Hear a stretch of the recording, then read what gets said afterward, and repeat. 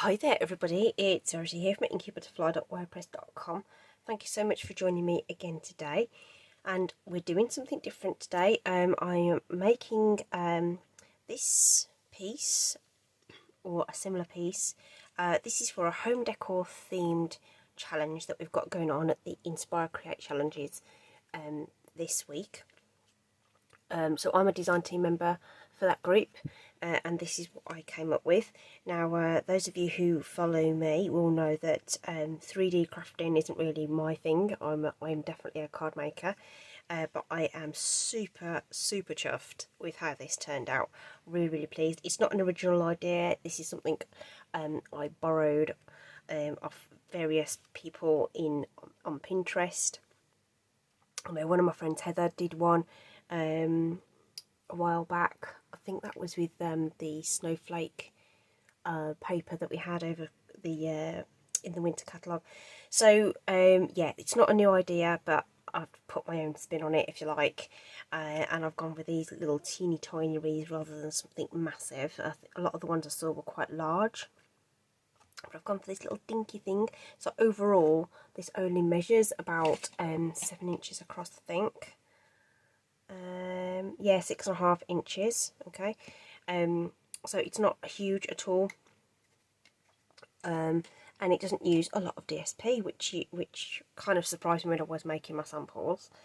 So yeah, let's get cracking. I'll show you how I did it, really. Okay, so I'm super chuffed with how that's turned out. So I've started this off with one of these polystyrene donut ring thingies, which I found from the shop that sells everything. And say, like I say, these aren't huge, and I think they came in a pack of 10 for like next to no money whatsoever. So I do have some other examples to show you at the end. And as you can see, I've actually marked 8 marks on there, just sort of equidistant-ish around there. I have not measured it in any way, shape or form, just eyeballing it just to help me in the construction.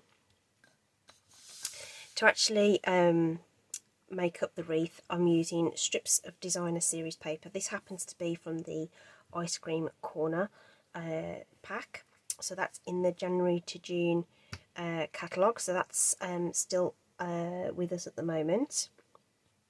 It was very tempting to burst into some of the new papers, but I decided I was going to stick with these ones and try and use some of that up. And this is actually, I think what I'm going to do is basically use the reverse of these designs in the main, so you will see that that's the other side there. Okay, and like I say, you don't need a lot of paper. This is how much you need. To create 4 strips, which are 6 inches long, and we're going to make them 3/4 of an inch wide. So the diameter of your wreath, the inside diameter of your wreath, is going to sort of determine how wide you make the strips. So anything much wider than that, I don't think would have sat very well around the circumference of that, because it's so small. Whereas if it was a larger one, you'd have to use loads of strips of this width to cover it. So you may have to experiment with the dimensions that you've got. So this is what we're working with. And so this piece of designer series paper is just a 6-inch portion. So to make both wreaths, I only use a 6x6 portion of designer series paper, and these are going to be cut to 3/4 of an inch. So I just do that on my trimmer here. So I just want 4 strips of this, which tells you that was only 3 inches long, wide even. Okay, so we've got those ready to go. Okay, so don't use as much DSP as you might think. I'm just going to I'm going to cut the fishtail ends with this wonderful picker punch, banner punch. Our triple banner has retired. and that will fit in there, and you can cut those down. Okay, it doesn't take a moment, and so I'm flagging both ends of those, and later on I'll show you as well if you don't have this punch. So this is very convenient because the slot is designed for 3/4 of an inch strips of cardstock or paper, especially if you cut them accurately. That one's a little bit wider, but it's not going to matter. So this fits in here perfectly, and you don't have to worry about lining it up particularly. So, but there is another way to do some flag tails, which I'll show you later. So now we've got 4 strips of 4 designs, okay, that measure 6 inches bar the little fish tails. Okay, so that's what we've got. And then you need your ring back, and we're going to do our sort of 4 points, if you like, first. And I'm actually going to start with the one that I've just cut. So I'm going to turn those over onto the reverse. Okay, and I'm going to use liquid glue for this. So there's a couple of reasons for that. One, it gives you time to make sure everything's all lined up the way you want it, and that's way too much glue. But anyway, the other thing is that when it dries, it'll be absolutely daisy. I'm sure when I was making my samples, I had my silicone sheet down to make sure that that kind of whoopsie did not happen. So it gives you a time to sort of wriggle around. It dries, and it dries rock solid, like I say, and it gives the piece a little bit of stability. So I've wrapped that around the inside of my little polystyrene donut thing, and I'm just pinching it together, trying to keep those ends straight. I am not butting them right up to each other because I think it looks quite nice with the contrasting pattern sticking out at the end. If you prefer to make it flush, then go ahead and do that. Okay, so I'm going to have to get this glue off my table before it dries. So that doesn't take too long to dry. Let me just get that up. See, that's what this is exactly the reason me and wet glue don't get on very well. Too messy, man. Too messy. So I'm going on the opposite side now, wrapping that round. I have to say, the first time I did this, I felt like I was getting all sort of fingers and thumbs with it all.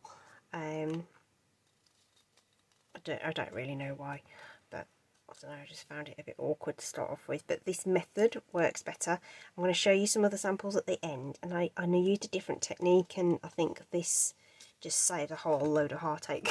I don't know whether it's just, I don't know, just gives you room to work, basically. Okay, so the next two are going to go on the sides there. So we'll do that again. We'll do some wet glue. You don't need tons at all. So just be a little bit sparing with it. Okay, and I say the little marks just help you sort of eyeball where you're going with it all, really. They're not super necessary if you're confident where you're going to put everything, but if you're not, mark it out. I didn't measure it. If you want to measure it, measure it. Okay, so just a bit of pressure on that will just keep that in place, and then we can do our last one.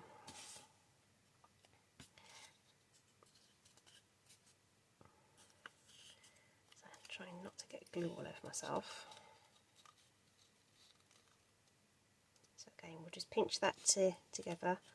Sort of, you've got a couple of moments just to wriggle it into the right position if it's not quite right, and then just hold that in place. Okay, so you might predict now that we're going to go in between here with another design of the paper. Okay, and we're going to go with this one. Okay, so let's whiz that over, and we're going to do the same again. Okay.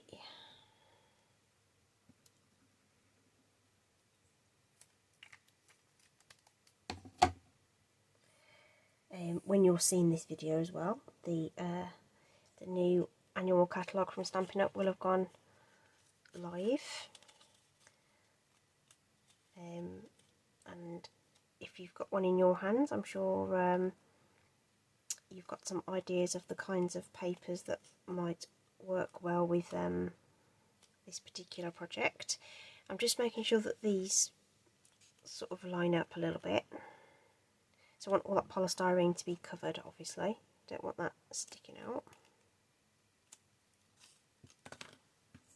And just like we did with the other one, we're going to go to the opposite side. You could work your way around if you want. I don't know, I just find it quite methodical to do it like this.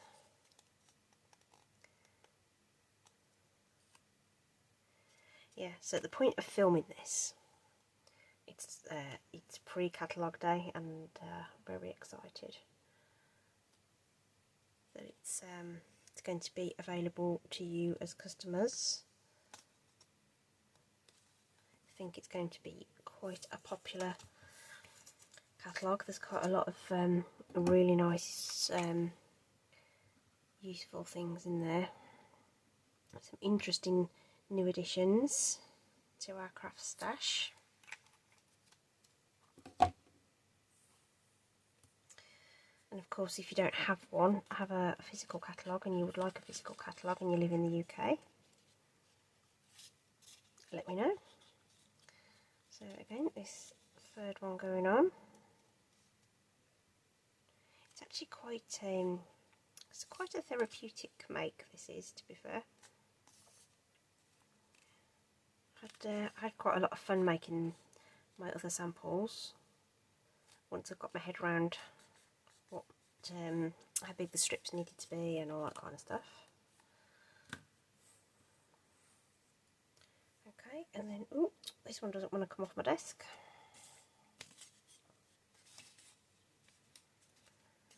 Last one on this round. Okay, so now we've got our sort of 8 points in place.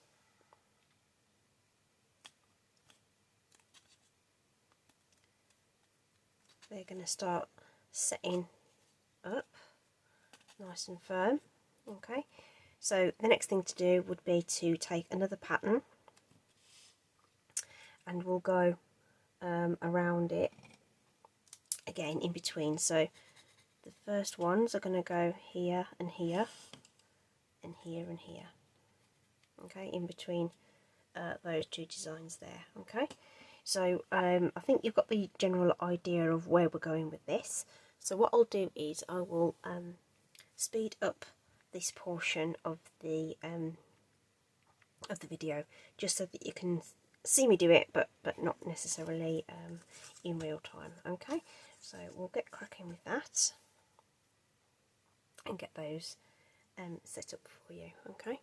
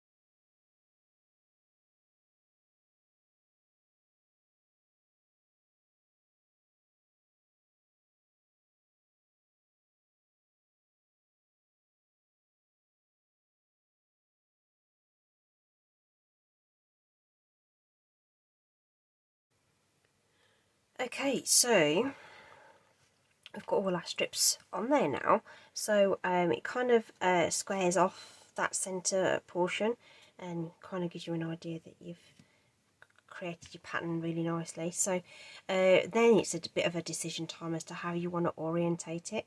So I found that that last strip kind of bounces out, and I quite liked it as a sort of X there, so that one really pops out from the rest of the design.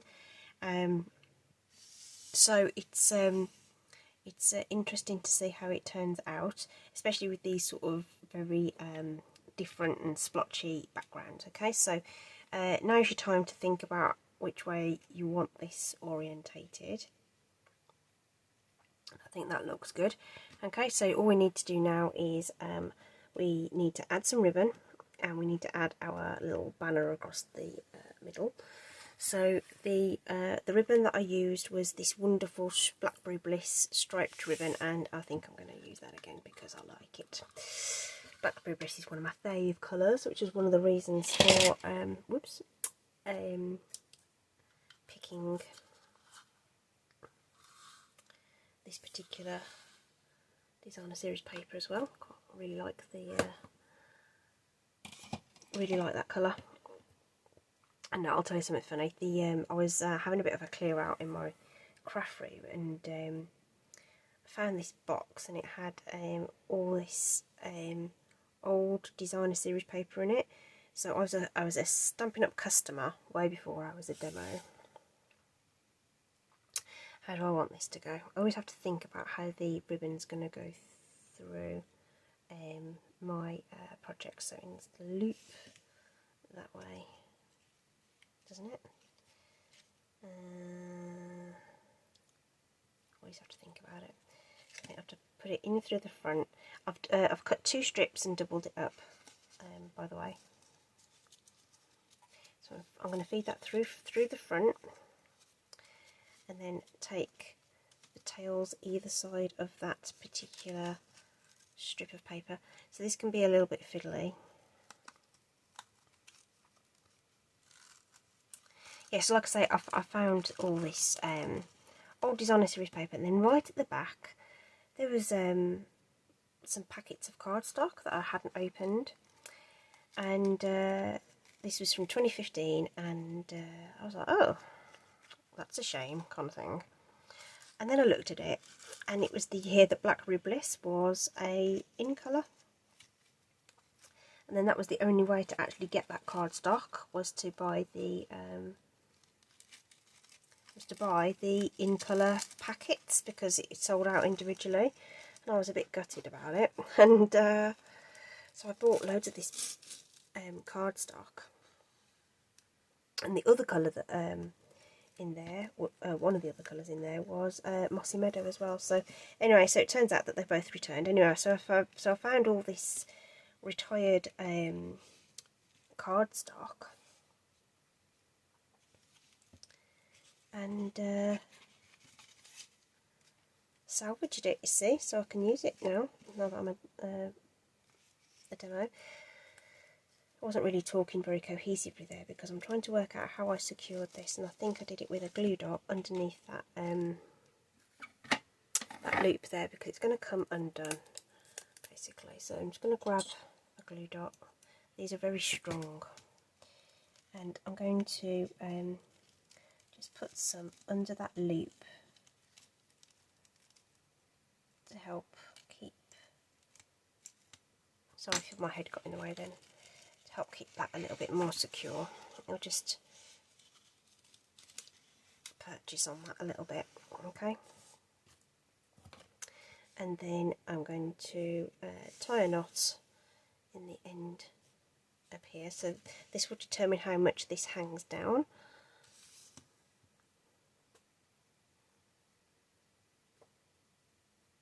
Making this look way hard, aren't I?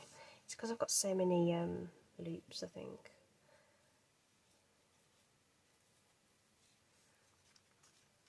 And then of course you want to make it so that it will hang nicely and level. So I'm just going to pull on that knot secure that. Make that hang nicely. Find the one I need to secure it. There we are. And we can cut off our excess.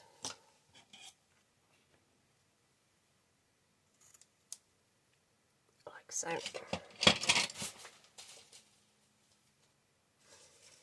Okay, so now we've got our hanging mechanism. We just need to add our sentiment banner. I've already cut a little bit of white cardstock and some Blackberry Bliss, and I've got a scrap here that I can die cut my lettering from. I hope it's big enough. So yeah, so I was sort of literally scraping through my scrap bin for some Blackberry Bliss cardstock, and then I go and find a truck of it in my in the bottom of a box from when I was a customer. So no shortage of Blackberry Bliss cardstock now.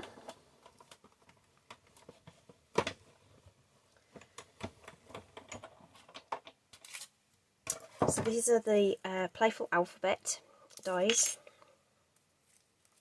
that I've used there to cut the word home. Of course, you could make this somebody's name. You decide what word you want on there. I just want it for something kind of generic, really. I'm thinking that I might do one for my daughter, actually, as well. So those are die cut. This piece of cardstock is 1 inch wide. So this will fit into our picker punch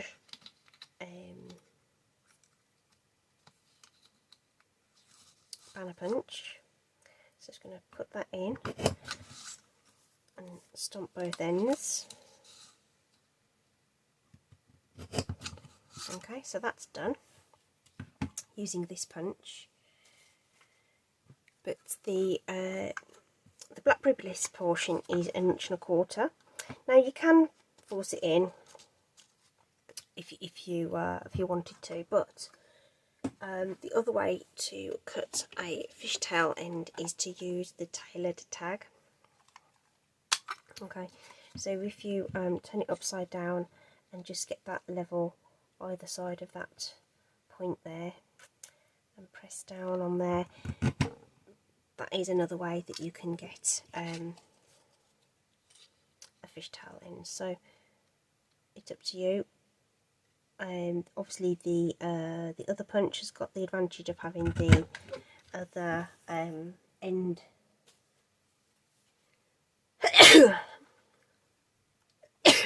the other style on it as well, and then obviously this one will cut a tag as well. So it's up to you what you think will work in your craft space. I am going to grab up a silicone sheet this time because I need to put some glue on the back of these little letters.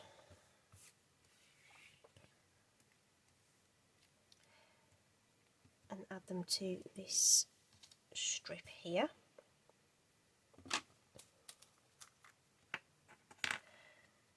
So I find a good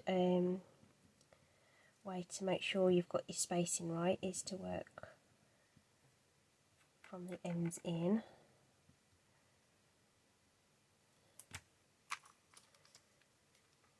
Okay, so let's put our E down first.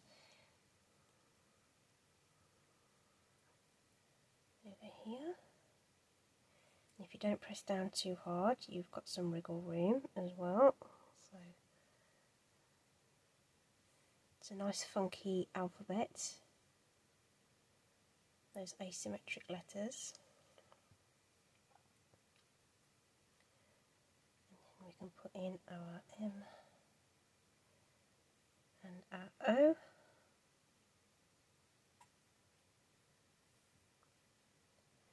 And just make sure that they are spaced out as evenly as you can make them.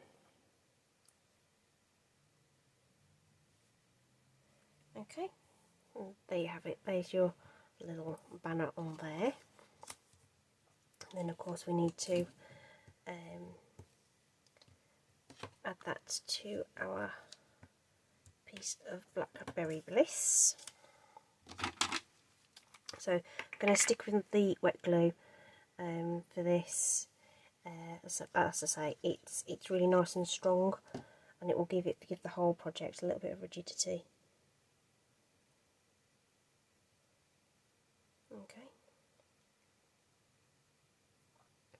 So that's going to take a couple of seconds to dry, but it's what I'll do is I shall just get that into position on here anyway and get this dry. So this is going to make contact with these two strips here. So all I'm going to do is basically put a great big blob of glue on there, just to get that secured on. I can just drop it on. We can make sure it's sort of even, top, bottom, whatever, and we can leave that to set to one side. Okay, so that is that project remade with the opposite side of the designer series paper. The strip started out 6 inches by 3/4 of an inch. That's how we achieved those ones. Okay, so I'm just going to move those to one side. So these were my original samples that I made. This used the Hydrangea Haven designer series paper. So this one I used exactly the same polystyrene rings we used to make these, and but the strips were a little bit longer. I think they were 8 inches long or 7 inches long. And I used the same method, and we ended up with this very obvious pink cross on here, which is Rococo Rose, one of our retired colours. So that determined what I was going to do with the banner on this one. Kept it flat, okay, and all the strips of paper were the same length on this one. Okay, and then this was the very first one I did, and I had it in my head that if you use different length strips, which of course you can do, I don't think it kind of works so well with this one. I don't particularly know why, whether I just got the measurements wrong or whatever. But there was definitely some longer strips and shorter strips on this one, and this one I did in a bit more of a random fashion. Just seeing how they laid together really. So I just felt like having it sort of doing the crisscrosses just helped you plan where things were going to go a little bit better. So if that's your preference, then that's fine. And then this banner I decided to shape first, but still, you know, it's still secured on those 2 points, and I've set it down a little lower on the project rather than right across the middle. So little sort of variations on the theme, but as you can see, they're really quite solid once they're done. You can sort of check them about a bit, and they're really good. So those were the originals, but I have to say that once I made this one, I was like, oh wow, I really love it. I just think that the strong colours really make that a wow project. Okay. So I hope you've enjoyed that. I will put all the links to the Inspire.Create challenge in the description. Please do take part. I'd love to see your home decor ideas as well.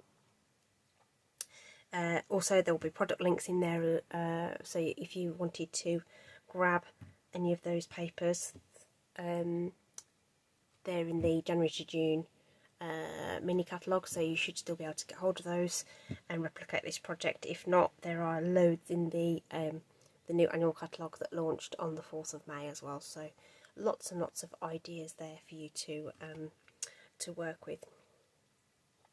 Okay everybody, thanks ever so much. Bit of a longer video than usual. I hope it was worth it. Thanks ever so much. Take care everybody. Bye.